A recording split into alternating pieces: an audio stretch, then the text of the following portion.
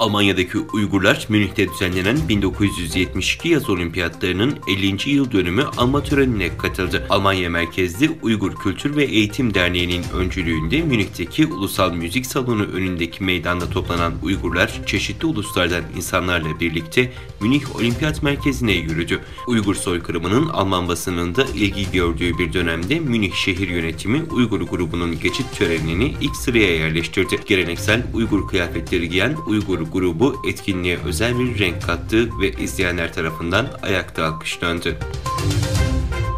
Washington merkezli Gelişmiş Savunma Araştırma Merkezi, Çin rejiminin Doğu Türkistan'daki zorla çalıştırmalarıyla alakalı 30 Haziran'da yeni bir rapor yayınladı.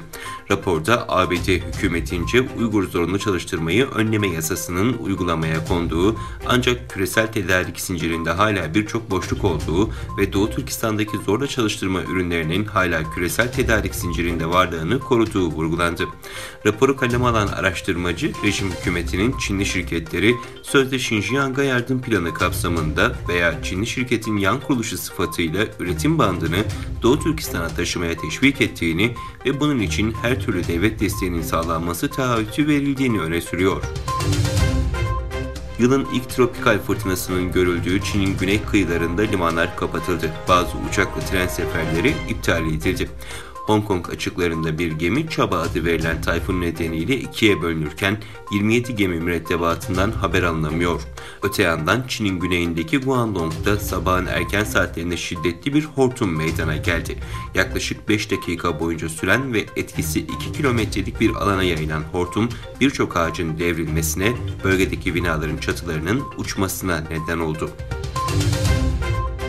ABD Uzay Ajansı NASA'nın yöneticisi Bill Nelson, Çinli astronotların diğer ulusların uydularını nasıl yok edeceklerini öğrenmekle meşgul olduklarını ve Ay'ı ele geçirmek için çalıştıklarını iddia etti.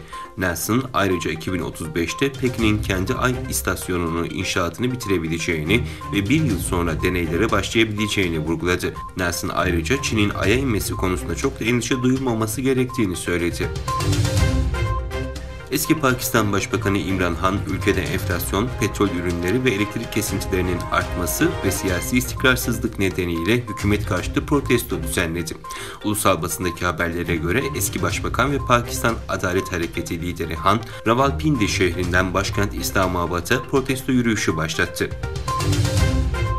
Çin Yulin Köpek Eti Festivali'ne hazırlanırken polisler köpeklerin dövülerek öldürüldüğü ve işkence edildiği gizli bir hayvan mezbahasını ortaya çıkarttı. İngiltere merkezli bir hayvan hakları yardım kuruluşu olan No to Dog Meat, daha önce hiç çürüyen etle dolu devasa otolar ya da polisin yüzlerindeki dehşet dolu bakışları görmemiştik ifadelerini kullandı.